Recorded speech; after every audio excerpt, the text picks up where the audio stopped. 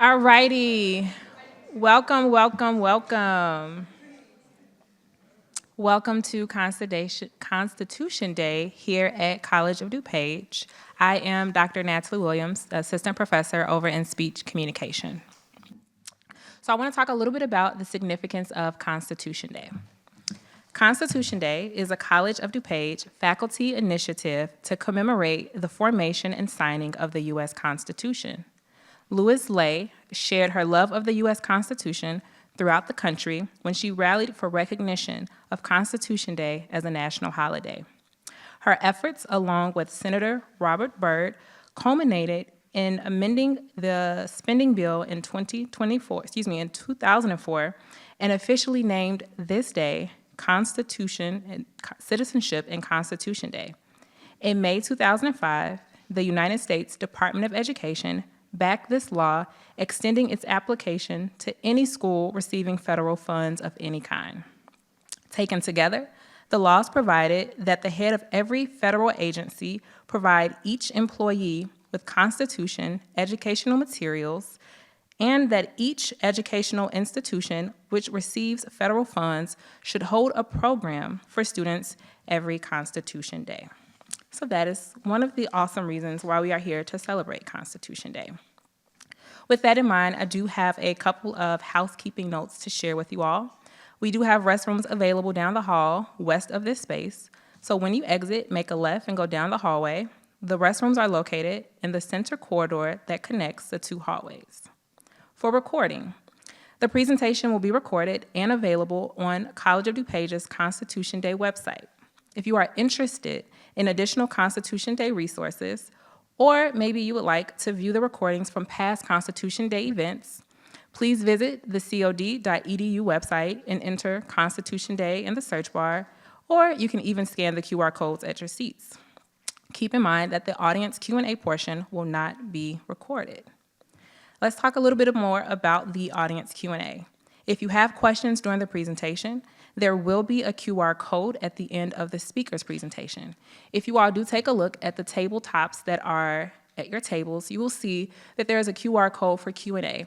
I do want to mention that that QR code at the tables is currently invalid. Instead, we will utilize the QR code that will be provided at the end of the speaker's presentation. All questions our speakers will be asked at the end of the presentation.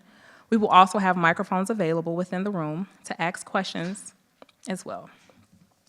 With that in mind, I do want to cover just a couple of our community guidelines. During this event, we do want to make sure that we communicate with courtesy and respect, that we challenge ourselves to listen to others, that we're also tolerant towards others' viewpoints. We can respectfully disagree when our opinions do not align. With that in mind, I do want to now turn the mic over to Dr. Stephanie Kirk.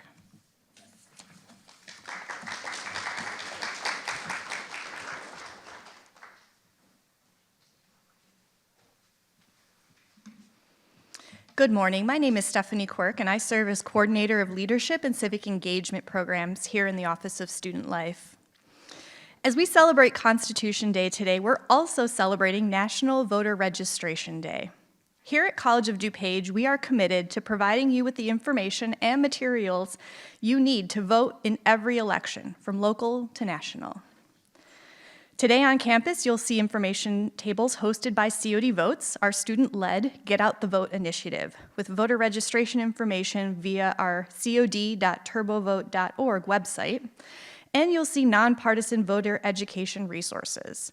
You can also visit the COD Votes Election Information Center at cod.edu/codvotes for election deadlines and what to know before going to the polls. We aim to simplify the voting process, however, you must take the first step to register. And if you're seeking opportunities to level up your involvement and make a difference in the community, you'll also see information about 2 opportunities at our tables today. First, COD Votes is currently seeking students interested in joining our student team to raise awareness about voting resources on campus. There are 12 $150 scholarships available for this fall. Information is available on chaplife.cod.edu, or you can pick up information at our table outside. Second, the COD Poll Worker Project has information about how you can become an election judge in DuPage County or in the county that you reside in. You can play a crucial role in ensuring fair, accessible, and transparent elections while gaining valuable personal and professional experience.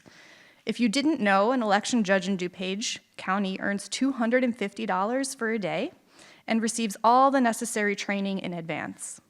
So no matter whether you're new to voting or experienced, we invite you to join us in this important work this fall. And now, please join me in welcoming Dr. Christine Hammond, Interim President of College of DuPage, to the podium.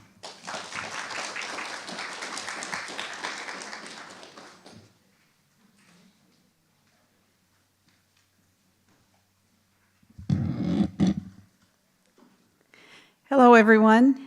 How are those first weeks of classes going? Pretty well? Yeah? I'm seeing some heads nod. Good. Thanks for being here today. Some of you may be even getting extra credit. Am I right? I've been around education a long time. It is an honor to be with you today. I want to thank the College of DuPage faculty and particularly the committee for planning an event that reminds us about the importance of the formation and the signing of the U.S. Constitution. Can I ask the members of the committee to please stand and be recognized?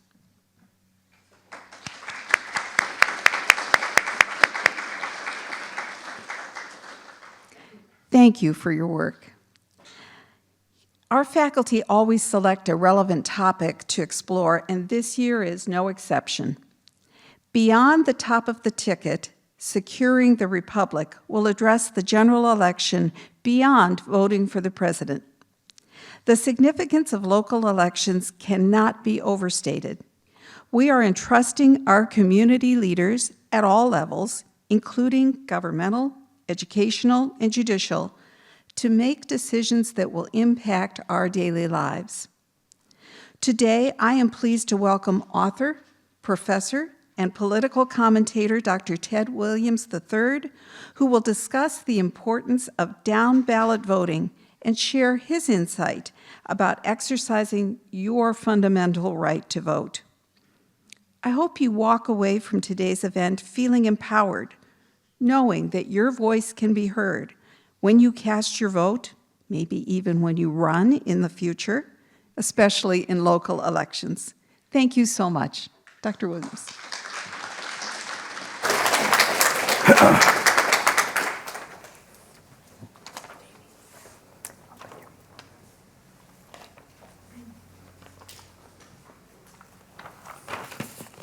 Good morning, everyone. Hi, I'm not normally this slow. If you had caught me 3 days ago, let me tell you a little about this, the reason for my costume today. On Friday, I celebrated my 48th birthday, and I was very excited about that. And thank you very much. Thank you. I know you guys are younger, you'd probably say you don't look a day over 47, right? Probably so. But I decided to celebrate my birthday by going on a 40-mile bike ride Saturday morning. And so, now, mind you, I had not biked in about a year. So the story's not going well so far. So I get out with a riding team on Saturday morning at about 9 a.m., and there are about 20 other people. And we get about 8 minutes into the ride, and I hit a pothole in the ground. I lost control of my bike. I think I tried to hit the brake. I'll start in 1 second. I think I tried to hit the brake. I'm not sure what happened. Anyway, my friend who was riding next to me said that I flipped over the handlebars and landed on my head and flipped over. And so he was very concerned. He ran over to me to see how I was doing. He kind of expected the worst. He's a physician's assistant and knows a lot about medical stuff. And so he was very concerned. And I laid there for a little while trying to figure out what the heck was going on, and realized after the ambulance was called, I had a broken collarbone in 2 places and a pulled hamstring, and a pretty scraped up back, but honestly, all things considered, it actually wasn't that bad. So yes, it wasn't that good either, but it could have been a lot worse. So please bear with me, I'm a little slower. Not only am I a political science professor, but I have a background in theater and dance. And so I actually like to move around a lot, so this is very frustrating for me. But please bear with me. And with that in mind, because I do the performing arts, I am very committed to using the arts to really push the issues of justice that we need to deal with in our society. And so having said that, I'm going to do a spoken word piece for you today that will start off our conversation about voting and securing our republic.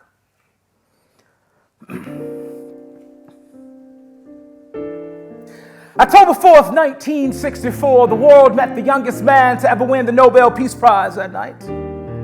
He was a 35-year-old minister who turned his ministry into a movement for civil rights. You see, some called him a troublemaker, most a dreamer, but many knew him as a king. He sparked a revolution of love among the masses, and we shall overcome. It was the anthem they would sing. And yes, it was more significant and exciting than LeBron winning another championship ring. So sometimes we go to the house of the Lord and rightfully worship our Heavenly Father who reigns supreme. I must ask you today in 2024, how many of you students will stand tall for Martin's dream? You see, since the 60s, we've been asleep. We've been suffering from a multi-year hibernation, excuse not inaction through procrastination, waiting on our 40 acres and a mule from the government as our compensation. Never realizing we've been given the power to ensure our own elevation. You see, Christ, who's the source of my salvation, was a political and social revolutionary who changed nation after nation after nation after nation after nation. And in America, although we think we made it far, some people question how far we make it when we turn our politicians from reality TV stars. And in America, we often talk about making America great again. But see, the greatness of America has always been limited by the greatness of its greatest sin. Racism, xenophobia, and the oppression of millions of people, paradoxically, in a nation in which Thomas Jefferson wrote that all men are created equal. And though Martin and Malcolm gave us part one, we're now living in a sequel. A sequel in which we strive towards the unfulfilled promise that all men are free. A sequel in which an athlete can lose his job for the peaceful protest of taking a knee. A sequel in which the poor are demonized by a society that worships the elite. A sequel in which our political leaders stoke the fires of racial hatred with the power of a single tweet. What would Dr. King say to the divided states of America today? I think he'd say, love your fellow man. In the end, you will display the true promise of this great land to a world in disarray. But see, social progress, it doesn't come from one protest. It must be one every single day. So we fight for freedom, and we fight for justice, and we're never going to stop. Because remember the preacher whose faith in America, it took him to the mountaintop. We've got some difficult days ahead, but it really don't matter with me now, cause see, I've been to the mountain. I don't mind. Like anyone, I'd like to live a long life. Longevity has its place, but see, I'm not concerned about that now. I just want to do God's will. And He's allowed me to go up. I've looked over, and I've seen the promised land. I may not get there with you, but I want you to know tonight that we as a people will get to the promised land. And so I'm happy tonight. I'm not worried about anything. I'm not fearing any man. Mine eyes have seen the glory. His dream, it lives on in each one of us, and you, and you, and you, and you, and you, and you, and you. I surely hope you don't believe our work is through. You see, it's time for this nation and your generation to rise up and do what it pledged to do. This is serious. I say our lives are at stake. This is no joke. Today we have new movements like Black Lives Matter and hashtag Stay Woke. In an age where Instagram and Twitter connect us as our greatest communication tools, the words of Dr. King still ring true. We must learn to live together as brothers, or we will perish together as fools. We must learn to live together as brothers, or we will perish together as fools. And although we came on different boats, we now find ourselves all on the same team. So I must ask you today in 2024, when it's time to stand for justice, when it is time to be engaged, when it is time to secure that this democracy lasts for all people, where will you be? Where will you be after the dream? Thank you.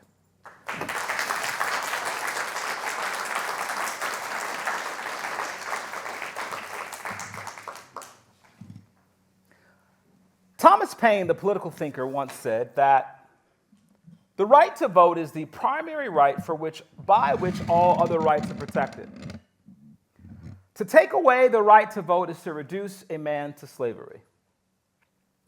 I want to talk a little today about the right to vote in this republic. Now, I want to start by giving you a very simple definition of what a republic is, because many people don't understand what we mean by talking about securing the republic. A republic is a system of self-government in which we ultimately are the authority in the political process. In a republic, however, we cede those rights to a certain degree to representatives who go to convey our interest. We call them politicians. And they take our will and take it to whatever place that they are called to be in, whether that be a state capital or a national capital. But at the end of the day, the power belongs to the people. The word democracy comes from a Greek word, which is two different words, demos and kratos. The word demos means people. The word kratos means rule. In our demos kratos, you have the ultimate authority. And yet we've got a little problem with our democracy today, ladies and gentlemen.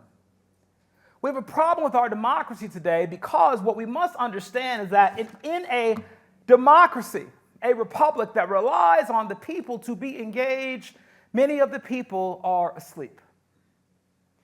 This is why the conversation about being woke politically I find to be so funny to me, because the opposite of being awake is to be asleep. I cannot find the word woke to be a pejorative if that is the context by which we look at it. I do want to be awake. I do want to understand. I do want to know what is going on in the world, and I do want to make a difference. I want to talk to you about the right to vote for a few moments. We're going to play a game in a moment. We'll come back to that in a second. I've been a little heavy so far, so you guys take a deep breath. I know I'm like pretty intense, but we'll come back. We'll play a game in a moment. I want to talk to you about how we secure a republic, and how we were going to look at some different elections. As I shared about my background, I'm a political commentator, I'm a professor. I ran for the Chicago City Council in 2015. Many people say I needed my head examined. My poor wife is here this morning. It's my lovely wife, Rosalind. I should have said lovely first, not poor first. But I was describing our experience in the race, and my wife was like, honey, I don't know if I'll do that right away again, okay? But what we find in our democracy, in our republic, is that there is not a high level of participation. And this, I think, ladies and gentlemen, the lack of participation and the lack of education has the ability to destroy what it is that we celebrate and what we take for granted today. I'm being very serious today because this is a very serious talk. It's a very serious time that we live in. And I believe, particularly at the college space, I have spent my entire career working in colleges. I work in the city colleges at Kennedy King College, Wright College, Malcolm X College, Truman College. I worked at Chicago State University. I'm currently teaching at Wheaton College, which is right up the street from here. My daughter is there, so we'll probably stop by and see her on the way home back to the city today. But I understand that college has a special role to play in our democracy because it is one of the very few places that we can engage in these contentious and controversial issues without killing one another. We can learn from one another, and we can celebrate our differences, our diversity. We can look at things from a different perspective and still understand that all of our perspectives have value. And that is what I believe it will take. The opposite choice that we have in this democracy is to be splintered, is to be segmented, is to hate one another because we have different political views. And I have to tell you, I have been watching politics ever since I was a kid. When I was in 4th grade, my teacher, Mrs. Gorman, walked into my class and she started talking about the civil rights movement. And I was very bored at school that day, I remember. And when she started talking about the civil rights movement, I perked up. Because even in 4th grade, I realized there are people who had died so I could sit in the seat that I was sitting in. And that is where all of you are as well. There are people that came before you that died so that you could have the opportunity to have the education that you have, to have the opportunities you have, to have all the things that you have. And I believe that we owe them a debt of gratitude. And my civic engagement comes directly from that. And so all of us are looking at this political space, and I've been watching since I was a kid, and truthfully, I've never seen it so bad. Now, I was just on the radio yesterday, and we were having this whole conversation, and I will tell you that if I were doing a different presentation, I would tell you about all the other times it was bad in politics, because it was. How many of you guys seen the musical Hamilton? You've probably seen that, yes. Remember the duel in Hamilton when Hamilton gets killed? So, we haven't had that happen yet, right? So I think, we're kind of okay. We've had presidents assassinated. We've had all kinds of things happen. We had mass murders for trying to stop people from getting to vote, where they murder different political representatives. So we're not there yet. But I will tell you that this thing is dependent on all of us. Dr. King said, as I said in my speech earlier, we must learn to live together as brothers, or we will perish together as fools. I live on the south side of Chicago, and unfortunately, in certain media circles, the south side of Chicago has become a scapegoat and a whipping boy for all of the nation's problems. It is a place you don't want to be. It's a place you don't want to go.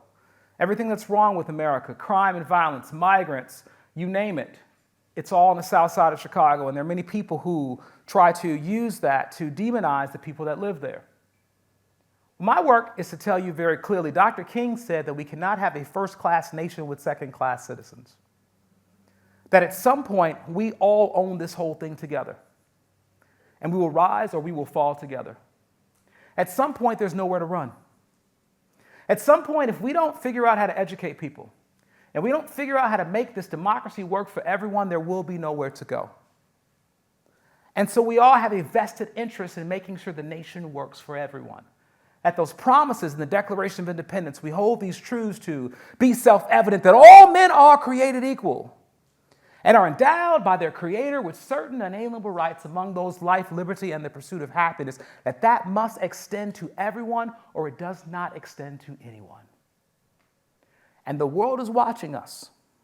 The world is watching this multiracial, multi-ethnic, multi-generational experiment in democracy. And the world is trying to see if what we say on paper is real. And I believe it is. And I believe that every one of us must continue to fight to make it work for everyone. Now, I'll tell you a lot of bad things today, but I'm going to tell you some good stuff too. So as we can see here, we do not vote heavily. If you look at, we saw the number here, about 55% in presidential elections. Oh, I got to be quiet. I think some of my Kahoot questions are some of these, so I should be quiet. I'm giving you guys some answers. Okay. I'll just let you see. I won't say it, but if you're paying attention, you'll get the Kahoot. All right. So, and I think if you like, whoever wins the Kahoot, I actually have a copy of my book in the car somewhere, or my wife somewhere. So we'll give you a copy of that, okay? As you can see, we have a pretty significant challenge with voter turnout in this country. I'm not going to once again give you the exact numbers here, but I will tell you this before we go any further. The television show American Idol, which I've never actually watched before. I know, is that crazy? After all these years, I've never sat and watched it. But the reality is that in 2004, more Americans voted in the American Idol election than they did the presidential election. Now, you know what? Let's just stop right there for a second, okay? This is like a big class to me, so I'm going to actually come out and ask you a couple of questions. Why do you think that is? Why do you think that is? I heard the gasp. You're surprised. I was surprised. It's true. I verified it 4, 5, 6 different times. It actually might be worse. It might be out beyond 2004, but it might be worse. So why do you think that is? Yes? The attention span. Yeah, and entertainment. Okay, yes, entertainment. We are an entertainment-driven culture, aren't we? Right? So yes, ma'am. Oh. Wait, where? Hold on. It's probably easier to vote for American Idol than it is to vote for the presidency. She said something I think is very important. She said it's probably easier to vote for American Idol than it is to vote in a presidential election. She is true, and she is right about that. That is true. She is right. Now, we had record numbers of voters in 2020, primarily because we're in a pandemic and we begin to expand access. We started to open up the door for people to vote. So we have not just one day, but we have a voting month, right? So that you can start voting a month before the election. We start with mail-in ballots. And we started to look at all these different ways to increase access to the ballot. But do you realize that for the majority of our history, we have worked in the opposite way? And I'm going to give you some of that today, but you're going to see that the majority of our history, we've actually tried to reduce the number of people voting. Do you realize how diabolical that is? That in a democracy, that for many, many years, and I'll tell you through the history of the civil rights movement in a moment, but we have tried to restrict the number of people who get the opportunity to cast their ballot rather than expanding it. And so we saw that in 2020, which is a good thing. Last one, anybody else? One other thing maybe why American Idol? Yes? People might think that their vote matters more for American Idol than it would for an American election. Very good. So voter apathy and disillusionment. People may believe that their vote does not even count. They may believe it doesn't matter who I vote for, it's not going to mean anything anyway. If you understand how the Electoral College works, you may think, well, I don't live in a swing state. And because I don't live in a swing state, why does it even matter why I vote? And so I think about these things, what American Idol gets right and the American democracy gets wrong. We ought to make it easier for people to vote. We ought to make it more transparent when people are voting. We ought to give people more choices in these elections. These are conversations that many people are having, but we are in a situation where we've got to move forward. Now, what I said to you before was that I'm going to share some bad news, but I'm going to share some good news too. Because I am a hopeless optimist when it comes to democracy. If I did not believe it could be better, I could not do this work. My mother, when I was a kid, used to tell me this story. My mother, who is no longer physically with us, but is such an inspiration for my life, she used to tell me the story about these two boys. One was a pessimist and one was an optimist. The two boys woke up one morning and they went downstairs. It was Christmas morning. They went to go find their gift under the tree. The pessimistic boy runs under the tree and he sees under the tree a brand new bike and a basketball and a brand new football and a video game system. And the pessimistic boy starts crying because he said, that ain't even what I asked for. He says, particularly if I go out and play basketball and football, I might hurt myself. This is the wrong video game system. And the boy starts crying because everything he got made him sad. The optimistic boy saw nothing under the tree for him. So he runs downstairs and he runs outside. And he looks in the backyard. He still sees nothing.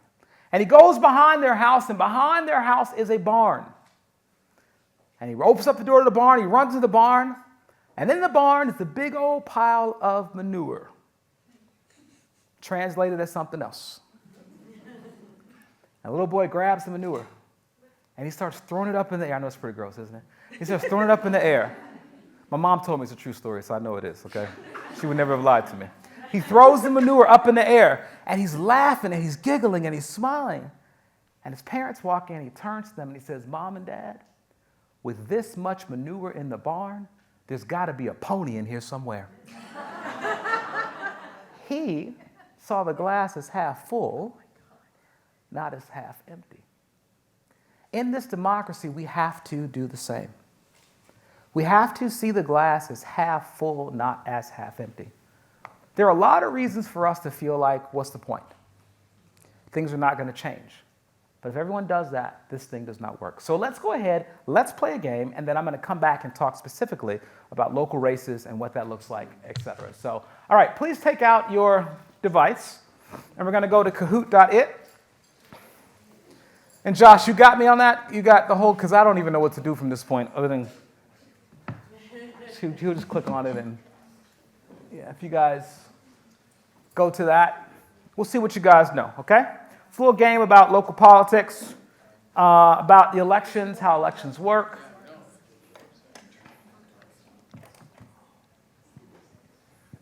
Okay. Is it not the right one? Voting workshop? Yeah, voting workshop, yep. Yep. We're there. Cool. Awesome. Yep, you just want to play solo. You want to hit play solo. There you go. Or classic mode down there. Classic mode in the left corner. There you go.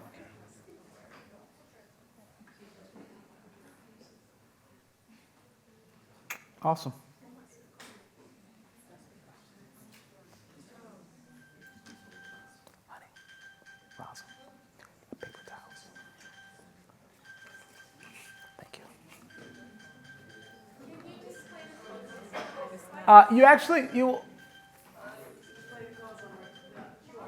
Oh, the QR code. There should be, it typically has a number in there.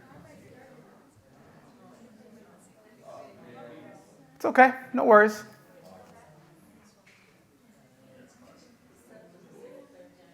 Is that what happened there? Okay, no worries. No worries, no worries, no worries. Okay, let's see here. I do this literally all day long. If we click on, we got 4 people that got in, so that's good. Why don't we just start with those people, right? No. Okay, I think what it is, I think it went to the solo thing. So can we go back again out? Can we come back out? Host live. That was my fault. Oh, okay, we didn't. This is my bad. I apologize. I thought we'd gotten that. Okay, here, I got you. 1 second. You can hit it then. We're okay. Josh, it's twilliams3@ccc.edu. IA. There you go. IA@ccc.edu. And then, perfect. Capital A. America.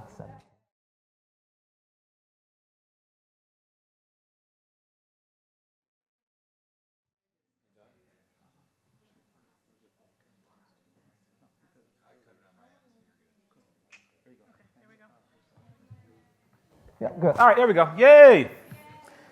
Give it up for our IT team back here, guys. Thank you. They got it done quick. All right. Okay, there we go. There we go.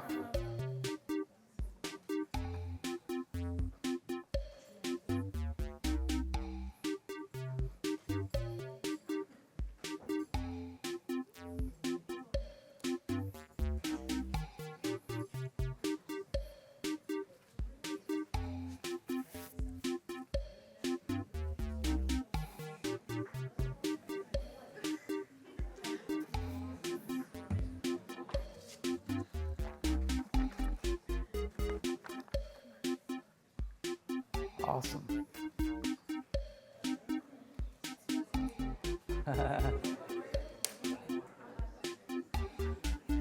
All right, I'll give you 5 seconds to get in. 4, 3, 2, and 1. If you want to go ahead and hit start, that's awesome. Thank you. All right, here we go. Couple of questions about voting. Okay, about voting. Okay.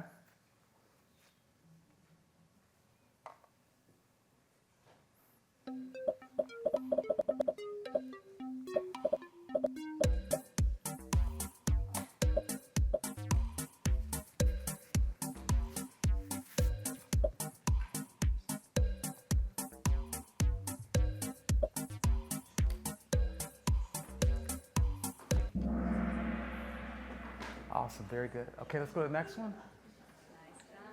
Good job, you guys. You can go to the next one.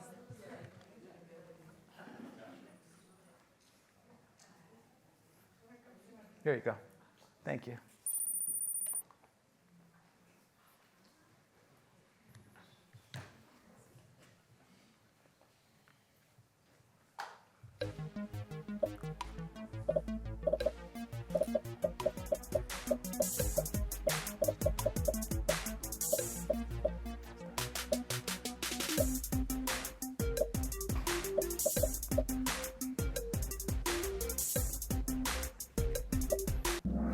Okay, this is a teaching moment. Yes, so there was no flexibility test, so that's very good.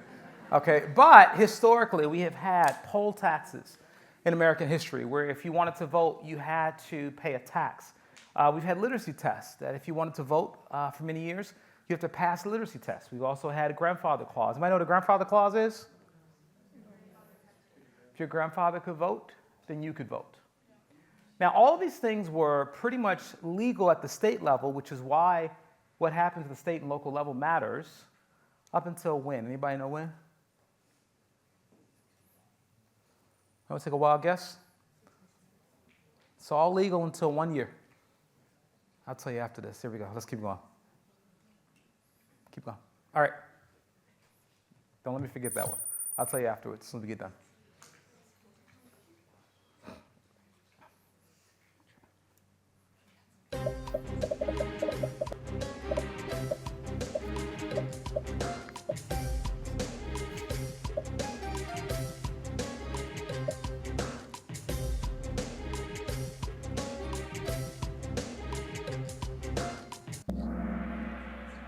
Okay, very good. Let's go to the next one. All right. We can go to the next one.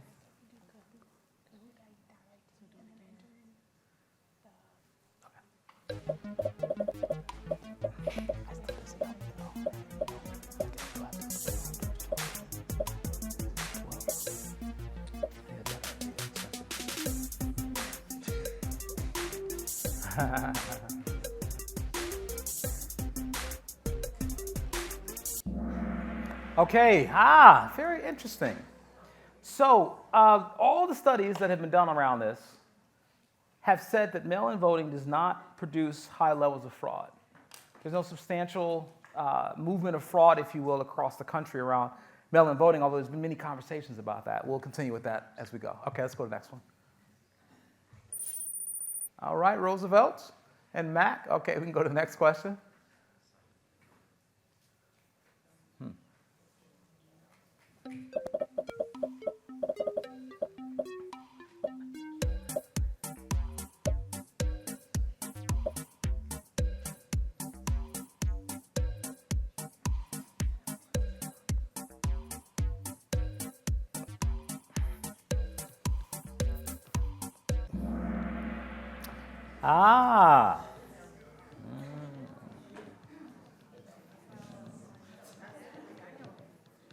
Why is this? What's the answer?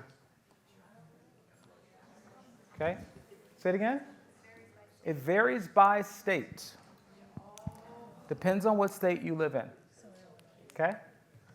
Now, I'm doing a little Mr. Miyagi to you. You guys remember Karate Kid where he was, you paint the house, paint the fence, wax on, wax off, and then afterwards you go, I learned all this karate? Yeah, like you're all learning about why state and local politics matter because every state that as we're playing this game, because every state that you go to, depending on who you elect to represent you at the state and local level, it determines whether felons are allowed to vote in your state. And a bunch of other very important things. Next one, please. Okay.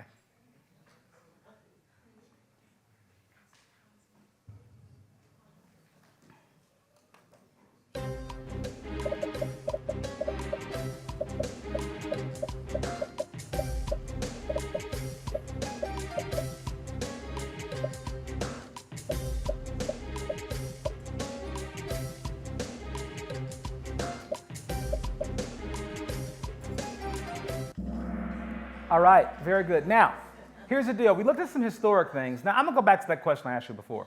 Now, I gave you guys literacy tests. I gave you guys poll taxes. All of those existed at the state level and were legal with no federal protections until when? Anybody know? 1965, the Voting Rights Act, right? Now, mind you, I know, because I got a lot of college students in here, I know y'all probably think I'm older or whatever, that sort of thing. But I want to kind of give you a little context here. I was not born in 1965. I was born about 11 years later. But my parents were essentially adults in 1965. So that means when my parents were born, and most of their lives up until they became young adults, there was no federally protected right to vote. Let me say that again in case you don't understand that. When my parents were your age, there was no federally protected right to vote, which meant that any state could take away your right to vote for any arbitrary reason that they wanted to. The battle for civil rights is not over, and it's not even that far in the rearview mirror. We have to continue to work. Now, here is the reality. Today, what is going on? There are new ways to restrict people's right to vote. Number one, there are voter ID laws that are all over the country, depending on where you go. Now, the thing about elections, even though we have a national election with president and vice president, we see the Senate race, that sort of thing, all races are local. Every state controls its own electoral process. This is in the state constitutions. So therefore, it matters what happens with the local officials. In 2000, there was a major controversy. Anybody know who was running for president in 2000? We had a big, crazy situation there.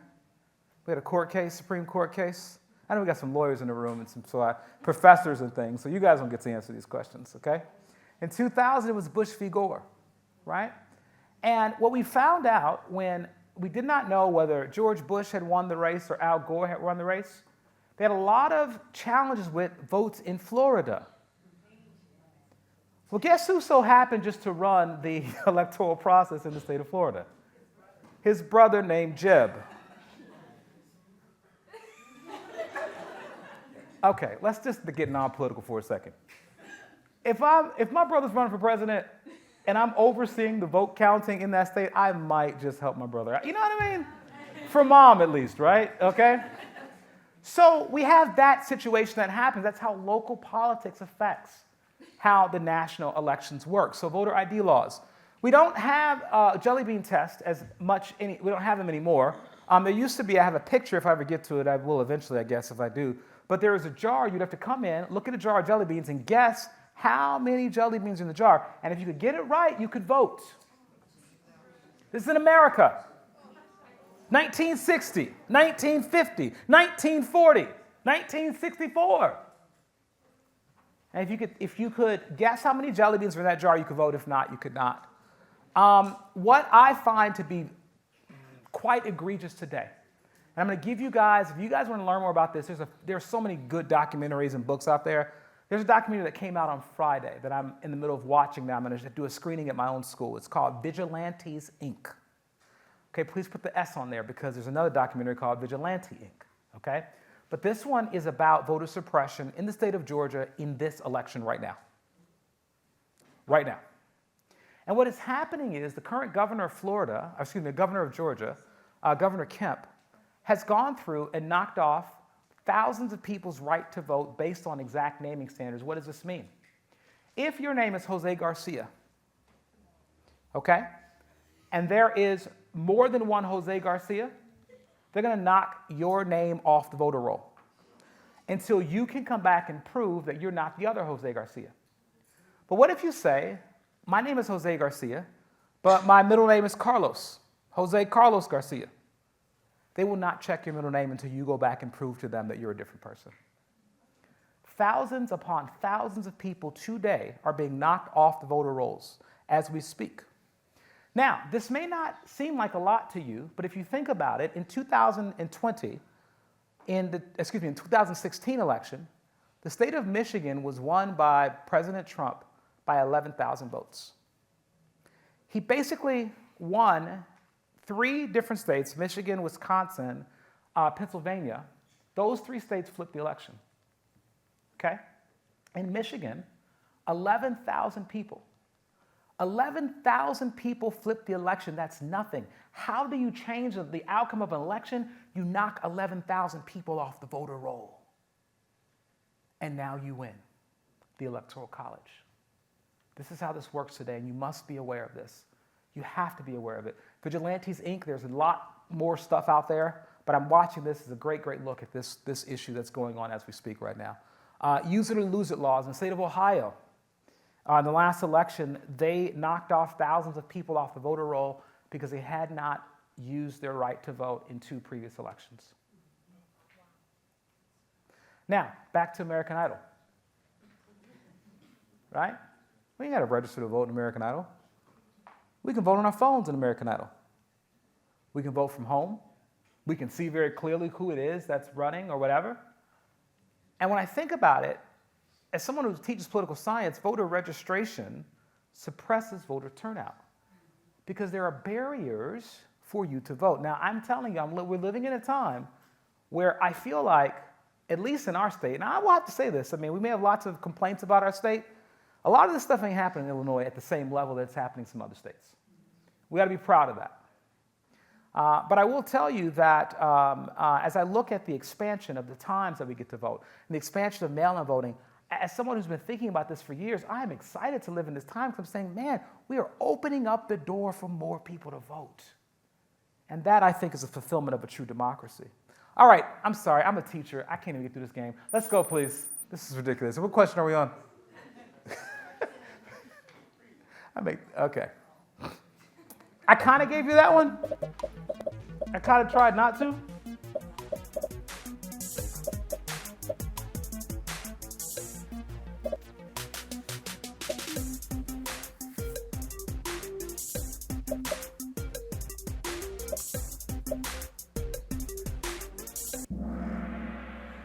All right, very good. Okay, so those charts, you paid attention to those charts, that's where we are. Actually, in 2020, the numbers were higher. They were slightly higher. We got to about 60%.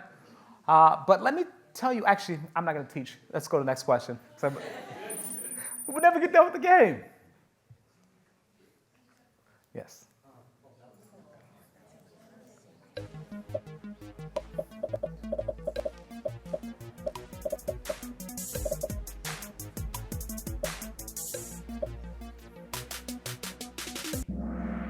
Hmm. 33%. I live in the city of Chicago, okay? Our last 2 mayoral elections, I ran in the one before that, our city council seat. You may want to guess what the voter turnout was in our last 2 mayoral elections. Take a wild guess. 23%. Well, it wasn't that bad, thank God. I'll give you the answer. We hit 23%. 23% of the people in the city came out to vote for our mayoral race. So you got to think about this. Elections matter. Even at the presidential election level, if you think about Donald Trump, Trump actually was only nominated, if you think about the entire electorate, he was nominated to the presidency by 6% of the electorate, and he only won with 26% of the electorate winning because he didn't win the popular vote. Why do I say that? Because every one of our votes, they count. They really, really do. As I was running for office, I was told, honestly, you've got to target. And I'm going to tell you what, if you ever want to know how dirty, challenging the political process is, go run for office. Or go support someone running for office. You will find that unfortunately, all the idealistic ideas that we have about the process are much more complicated. And what I realized was when I was running, people told me to target my voters. I love young people. I love college students. I went to college. I didn't want to leave college, so I went back to grad school. I was like, man, I got to be in the real world now. I went and started working at a college. Then I went and got another degree, and I got a couple degrees because I love the college environment. It's such a special place. I was told when I was running for office, because I had a lot of connections with the college community in the city, I was told not to go and campaign with young people. This was the advice that I got from many of the people that were advising me in my campaign. Now, why on earth do you think they would have told me that?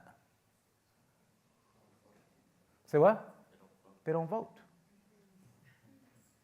I have a chart somewhere up here if I ever get to it, which I won't because I've got my 10-minute slide back there. If I ever get to it, that shows the lowest voter turnout is 18 to 25. The older you get, the more you vote. The younger you are, the less you vote, the more transient you are. So I was told, and here's what I was told to do. As someone campaigning, I was told to go hang out where the seniors hang out because the seniors are reliable votes. If you have to divide, and I said, whoa. So what I realized very quickly when I was running, I wasn't necessarily there to educate people about democracy, I was there to win. And those are two very different goals. Most of the people that are running before you are not necessarily there to educate you about the process. They're there to win. And winning takes on a whole nother set of actions, goals, etc. Okay, last question. Last question.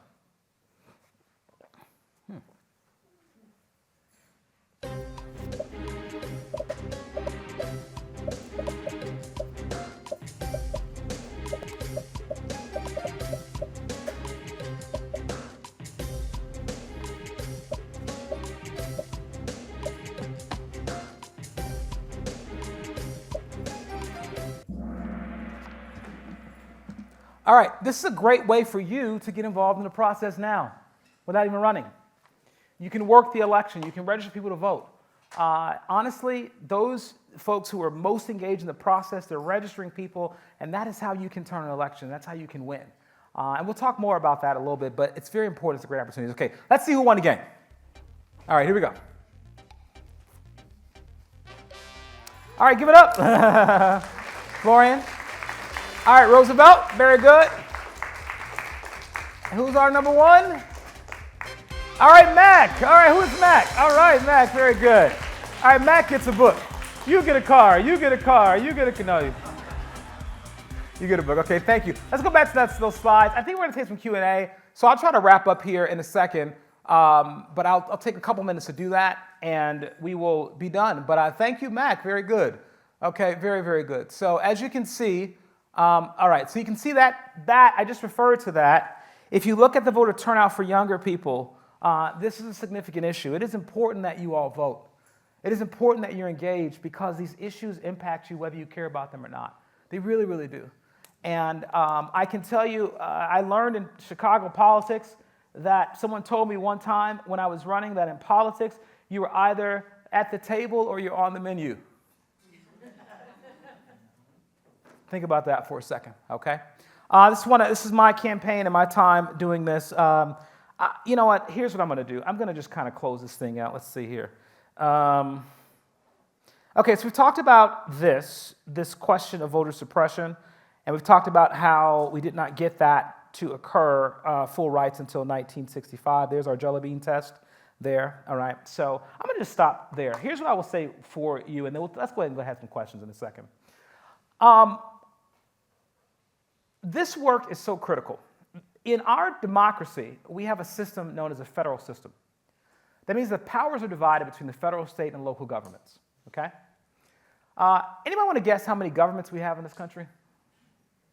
You think about federal, state, and local? Yes.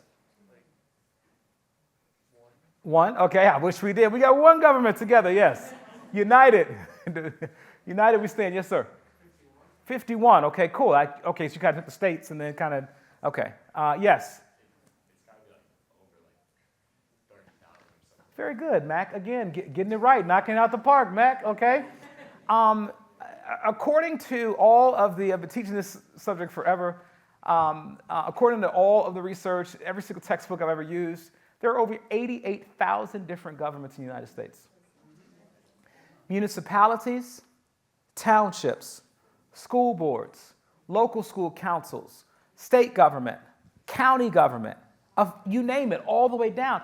And honestly, what happens is that most people know who the president is and the vice president potentially, and they have no idea. And I will tell you, there are people that literally go into the polls and do this.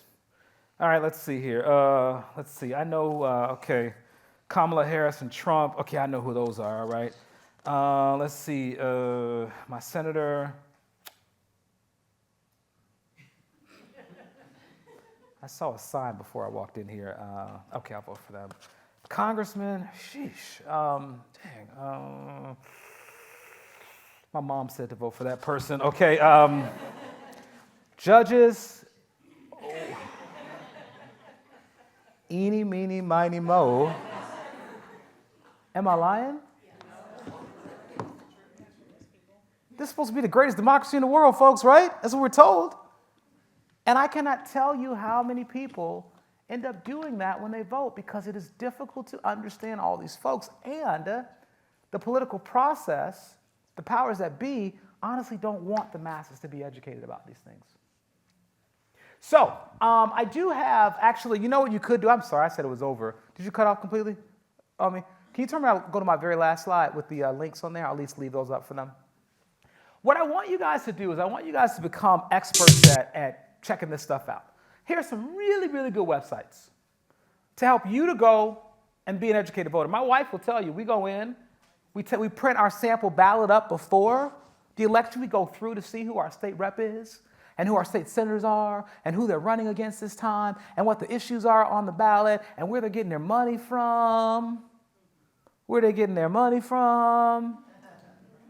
Follow the money, folks. Voting takes time. Democracy is hard. Winston Churchill called democracy the worst form of government, except for all the other ones that have been tried. He said democracy is horrible, but it's all we got. And that's where we are. My favorite sites are, they're all some of my favorites. I would give you votesmart.org. You can go through and find out the records of your local officials. Ballotready.org is a great way to start because you can print out your sample ballot. I would encourage every one of you before you go to vote this November to go to one of these sites, print out your ballot ahead of time. You can take a printed ballot that you've already filled out into the polls with you. It's a cheat sheet. Yes, we like cheat sheets? We do? No, we don't? Yes, teachers? No, we don't. We like cheat sheets, okay? We like cheat sheets. But we can do it with voting. Right? None of us should have to do that game. But I can tell you it happens, and I'm going to tell you like this, because I ran, what we did when we had election day was we stood outside of the polls handing people literature because we knew they had no idea. They hadn't made up their minds yet. So we're trying to persuade them as we go in, and there's data that suggests that there's a certain number of people in the electorate that can be persuaded right before they walk into the polls because they have not done their homework or their research. They don't know, okay? These are all great, great, great sites. Open Secrets is the money site, okay? And you can find out what's going on in that way. So anyway, having said all that, I hope that you guys have enjoyed this. I think we're going to take some questions, but thank you all for listening. I hope this is helpful to you, and I hope that you all will go out and make a difference and vote. Yes? Yes, thank you all so much. Thank you, I appreciate it.